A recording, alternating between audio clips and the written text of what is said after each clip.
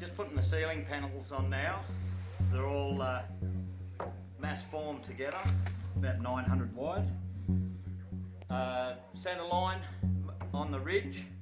Keep the end of the board level with the centre of the ridge, as we're about to do.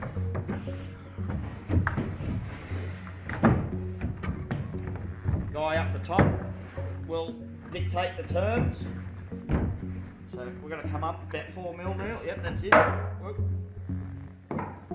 Grab yourself an off cut of the ceiling, which is supplied in the pack.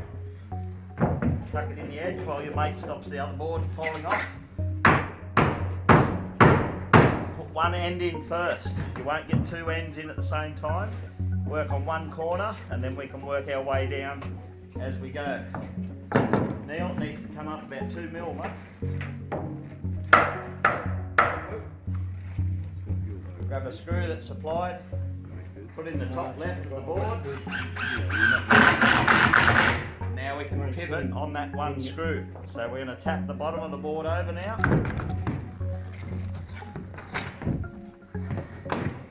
Slide the tongue of your block inside the groove.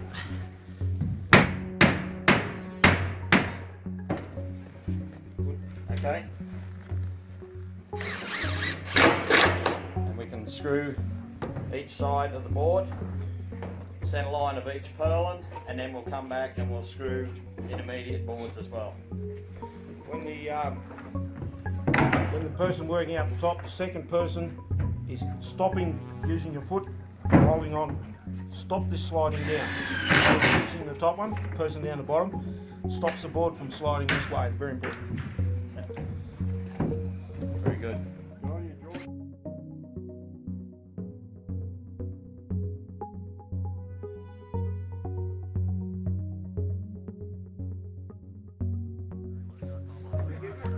Rightio, well, we're on our last sheet of the ceiling panels, and of course they're made to a standard size.